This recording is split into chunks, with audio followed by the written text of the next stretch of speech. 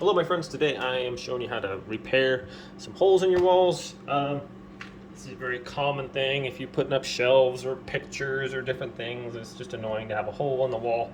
So I like to, if there's a little edge on there, I just kind of like to push in from all the edges, and that'll kind of make your hole a little bit smaller. Like that, just kind of work it in there. And sometimes if your hole is small enough, maybe like a push pin or something like that, you can almost completely seal the entire hole. All right, so what I like to use is this joint compound. It's high performance. It's like pink. You don't have to get a giant tub like this. I think they sell just like a little one, but it's super handy. Get it at Home Depot or Lowe's or whatever, and it's really easy to just fill in your holes. So I just take a little piece of it there and just kind of push it into the hole like so,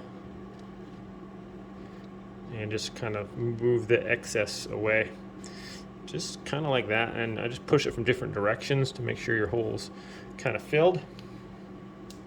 All right, and when that dries, it's going to turn white. So it'll, if you push it around too much, it'll leave this white extra around the thing. Just take a wet washcloth or a paper towel or something, and you just kind of rub that off, and that is good to go. So we're going to patch the other one. Same thing, just push your product into the hole.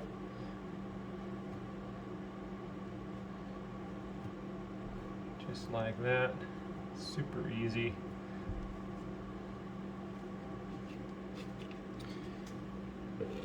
And then just kind of wipe the extra off with your washcloth there, or your paper towel, damp paper towel, whatever. Good to go, and that's going to dry. When it dries, it'll turn white. Paint over there. You can even sand it. You're not going to notice the patchwork there at all. You can even kind of like mess with it a little bit and kind of texture it if you want to, but it's super easy to work with. I hope this helps, my friends. We'll see you next time.